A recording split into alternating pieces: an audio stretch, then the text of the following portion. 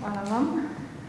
Zdaj moj prispevek izhaja iz pregleda obstoječe, predvsem starejše strokovne literature in poskuša pokazati, na kakšen način so fotografije vključene v zgodovinske preglede ter kakšne vrzeli pri tem ostajajo. Ob tem želim opozoriti na potrebo po nadaljnjih študijah in raziskavah, ki bi omogočile celovitejše razumevanje njihovega prispevka k razvoju fotografije na Slovenskem. V starejši literaturi so fotografije namreč navzoče razmeroma redko. Strokovni pregledi, ki obravnavajo zgodovinski razvoj fotografije na Slovenskem od njenega začetka pa do sredine 20. stoletja, izpostavljajo predvsem lastnike fotografskih ateljejev in pa druge moške avtorje. Ženske se največkrat pojavljajo v vlogi njihovih pomočnic ali naslednic, ki so po njihovi smrti prevzele fotografsko dejavnost. Hkrati pa je dobro dokumentirano, da so bile vključene v fotografskih društvih in so sodelovale na različnih fotografskih razstavah, kar pomeni, da niso bile zgolj spremljevalke svojih moških kolegov, ampak so bile aktivno vključene v različnih fotografskih dejavnostih. Eden izmed prvih pregledov zgodovinskih pregledov fotografije na Slovenskem je Kambičev katalog, ki ga vsi verjetno dobro poznate, razvoj fotografije na Slovenskem. Ta se posveča obdobju od začetkov fotografiranja do konca Prve svetovne vojne kot pomembnega zgodovinskega mejnika. Ta kratek zgodovinski pregled je brez omembe katerekoli fotografinje, vendar le pa avtor zatrjuje, da je izbor priložnosten zaradi odsotnosti ustanove, ki bi zbirala starejše fotografije, kar pa ima za posledico, da je fotografska dediščina fragmentirana in strokovno neobdelana in to je njegov izbor samo začasen. Leto kasneje je v kroniki izšel Kambičev članek, danes smo ga že omenili, o prvi fotografiji v Ljubljani. To je bila Malvina von Norden, ki je v Ljubljano prišla leta 1864.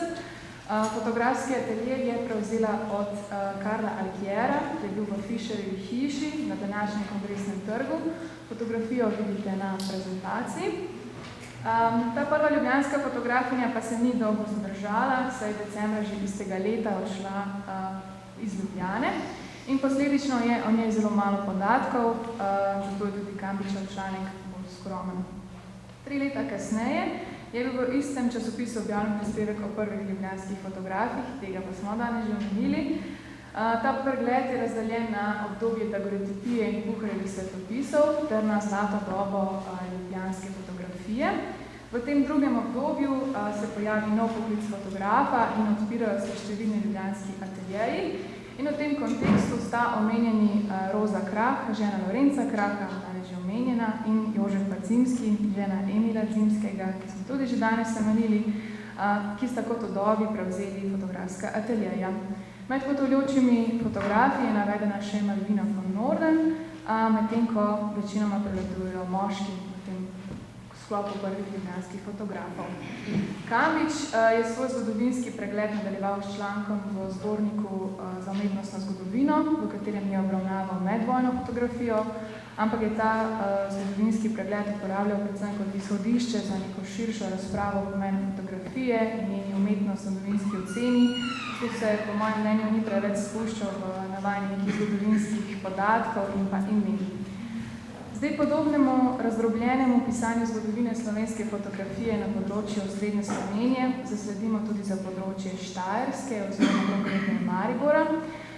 Prvi zgodovinski pregled za to področje je stal še leta 1992, ko je bilo končano diplomsko delo Matjaža Duha. V tej nalogi je na kratko predstavljen zgodovinski razvoj fotografije, temu pa sledi neka obširna obravnava razvoja fotografije v Sloveniji in na Štajerskem, ter potem na koncu pregled mariborske fotografije od njenih začetkov do leta 1914. Med številnimi fotografiji so omenjene tudi ženske fotografinje, se pravi Barbara Manco, Julija Hofer in Betty Horc. Omenja tudi odprtje novega fotografskega ateljeja Makart, ki sta ga vodila zakonca Bisik, vendar v njegovem pregledu ni omenjena žena, samo Ladislav, se pravi mož. Temu diplomskemu delu je sledila znanstvena monografija Jerneje Terleš, ki obravnava medvojno obdobje mariborskega fotografiranja.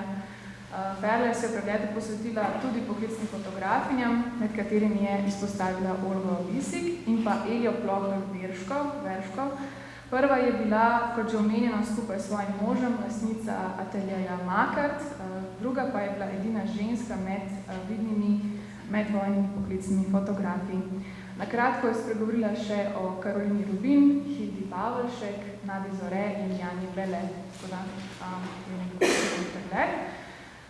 Šele konec 80-ih let pa je bil izdan obširnejši pregled zgodovine fotografije na Slovenskem. Gre za razstavni katalog, ki smo ga danes že omenili, 150 let fotografije na Slovenskem. Izdan je bil v 3 delih in v prvem delu osvetljuje obdobje od začetka fotografiranja na Slovenskem pa do konca Prve svetovne vojne.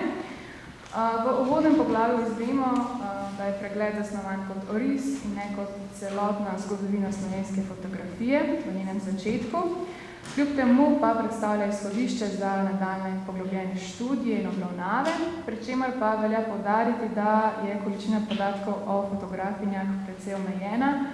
Čeprav se v njem omenjata fotografa Lorenc Krah in Emil Zimski, sta imeni njunih žena izpuščeni. Med odborniki društva amaterskih fotografov v Ljubljani se navaja ime Marije Hlavka, vendar o njej, za razliko od ostalih članov odbora, ne izvemo ničesar drugega. Več podatkov je pri Jeli Repič, ki je prihajala iz Šentvida na Dolenjskem, ter je ena izmed tistih, ki so prvi uporabljali barvno fotografijo. Še več o njej izvemo na koncu razstavnega kataloga, kjer so strnjeni geografski podatki o izbranih fotografih. Pod imenom Lorenca Kraha je tokrat navedeno še ime njegove žene, Roze Gajdič, ki je po njegovi smrti vodila atelje s pomočniki. Temu obsežnemu pregledu fotografij od njenih začetkov do konca Prve svetovne vojne sledi istoimenski razstavni katalog, ki obsega obdobje od konca Prve svetovne vojne do konca druge. Tokrat je bilo predstavljenih okrog 90 avtorjev, med katerimi pa ni nobene fotografije, čeprav se avtor v uvodnem poglavju zaveda, da je številka neprimerljiva s takratnim članom fotografskih klubov in poklicnih fotografov. Zbor zagovarja s tem, da so želeli postaviti nek zgoščen razvoj fotografije na Slovenskem, zato so ga zožili samo na tiste, ki so svojim prispevkom najbolj odločilno prispevali. Na kratko je omenjena Jela Repič, tokrat v okviru piktorializma na Slovenskem, zaradi njenih mehkih, intimnih, svetlobnim učinkom posvečenih podob. Eno vidite tudi na prezentaciji. Pod poglavjem o 3 razstavah fotografske umetnosti v Ljubljani pa se poleg Repičeve omenja še Mira Grom, saj so bila njuna dela reproducirana v katalogu 3. mednarodne razstave umetniške fotografije leta 1938. Poleg obširnih zgodovinskih pregledov so v zadnjem času nastale tudi monografije oziroma pregledi osredotočeni na posamezne tematike. Tak je tudi Akt na Slovenskem, gre za razstavni knjižni projekt, ki predstavlja zgodovinski razvoj akta na področju slovenskega slikarstva, kiparstva in fotografije. Razstavni katalog, posvečen fotografiji, obsega vse od prvih fotografiranih aktov pa do sodobnega časa. V poglavju o otroškem aktu je navedena že večkrat omenjena Jela Repič in na predstavitvi vidite podobo golega otroka, ki jo je ona posnela. Pod poglavjem medvojne fotografije je odstavek posvečen fotoateljeju Tonka, ki je sicer posredno vezan na slovenski prostor. Matični atelje je imel namreč v Zagrebu, sezonsko pa je bila odprta tudi podružnica v Rogaški Slatini. Kar se tiče aktov, so v Foto Tonki naročali akte predvsem ugledni meščani, obenem pa so se tam prodajali umetniški akti za prosto prodajo. In v njih je mogoče videti neke umetniške tendence fotografinje Antonije Kulčar-Prut, ki je po smrti moža prevzela ta atelje. Lampičeva Svetloba kot barva je pregled zgodovine barvne fotografije na Slovenskem, v katero je poleg prve dame slovenske barvne fotografije Jele Repič vključena še poklicna fotografinja Julija Oset, ki je na prvi razstavi Ljubljanskega fotokluba leta 1932 razstavljala barvne diapozitive. Karlo Kocijančič jo je v časopisu Jutro tudi pohvalil zaradi njenega izjemnega okusa, tehnične in motivne raznovrstnosti.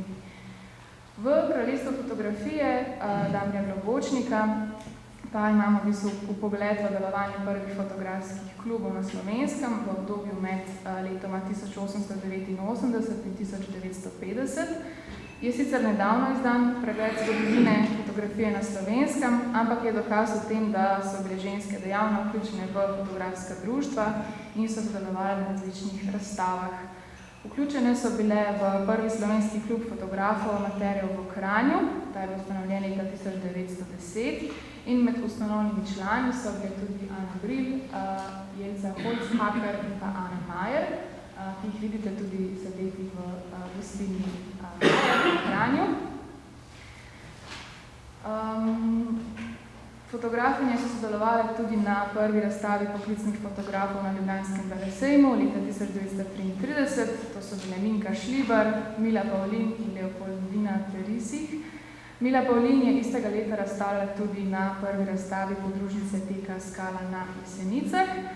Sodelovali so tudi na razstavi fotokluba Litija leta 1932, to sta bile Eta Vicova in Ženica Rebec, potem na razstavi domovinske in umetniške fotografije fotokluba Litija leta 1937, to so bile Jela Repič, Mira Brom in Darka Mikeli, ter na koncu še na prvi razstavi slovenske umetniške fotografije leta 1940 v Puharjevem domu v Hrastniku, ki ga vidite na diapozitivu. Tam sta razstavili Branka Vizjak in pa Tatjana Čandrova. Damir Globočnik je prvim fotografinjam posvetil tudi članek v sicer literarni reviji Srb. O njem je ponovno omenjena Malvina von Norden. On pa se ne omejuje samo na Ljubljano, ampak omenja tudi ateljeje v Celju, Mariboru in na Bledu. Na to se posveti tudi fotografskim društvom in zanimivo je, da omeni klub Der Amateurfotografen in Laibach, se pravi nemško fotografsko društvo, ki je imela leta 1898 razstavo v Ljubljanski filharmoniji in na njej sta sodelovali grofica Auersperr in gospa von Stadler. Omenja še fotoklub Ljubljana, v okviru katerega so leta 1932 razstavljala Jela Repič, Julija Ošetova in pa Zlatostoma Zlatka Gogala. Istega leta je potekala tudi prva jugoslovanska razstava, na njej pa so sodelovale Eta Dic, Ana Steka in pa Tina Kreuzer. Na koncu lahko ugotovimo, da je pregled starejše strokovne literature o zgodovini fotografije na Slovenskem nam v bistvu jasno razkriva nesorazmerno pa pogosto fragmentirano prisotnost fotografij v zgodovinskih narativih. Čeprav nam posamezni primeri dokazujejo, da so bile dejavno vključene v fotografsko prakso, kot lastnice ateljejev, članice fotografskih društev ali pa udeleženke na razstavah, so njihove vloge v večini pregledov potisnjene na rob ali pa omejene oziroma omenjene zgolj v povezavi s svojimi moškimi kolegi. Takšna zastopanost potrjuje, da ne gre samo za vprašanje pomanjkanja virov, ampak tudi za neko posledico selektivnih raziskovalnih pristopov in metodoloških okvirov, ki so oblikovali naš umetnostno-novinski kanon. V tem je pomembno poudariti, da so bile nekatere sicer deležne večje pozornosti, kot recimo Jela Repič, vendar so te obravnave praviloma ostajale omejene na neke zapise in niso prerasle v neke celovitejše znanstvene analize. To seveda odpira vprašanja o družbenih predstavah, o vlogi žensk v umetnosti ter o kriterijih, po katerih so bili posamezni avtorji vključeni, medtem ko so drugi ostali prezrti. Zdaj novejši poskus, kot je bila razstava v galeriji Jakopič leta 2024, nam nakazuje nek premik bolj vključujočemu razumevanju zgodovine, ampak obenem opozarjajo, da brez neke sistematične raziskovalne podpore in ustrezne institucije takšni projekti ostajajo časovno in tudi finančno omejeni in težko nekako trajneje vplivajo na oblikovanje naše stroke. Dejstvo pa je, da še danes ne obstaja neka enotna institucija, ki bi celovito skrbela za fotografsko dediščino, kar dodatno pojasnjuje razdrobljenost gradiva in posledično nepopolnost zgodovinskih pregledov. Zato se zdi ključno, da se prihodne raziskave ne osredotočijo zgolj na dopolnjevanje obstoječih seznamov, ampak na nek temeljit premislek o načinu pisanja zgodovine, ne samo fotografije, tudi katere drugega medija. Potrebno je razviti pristope, ki bodo omogočili bolj celostno vključevanje prezrtih avtoric ter hkrati kritično vrednotiti obstoječe narative.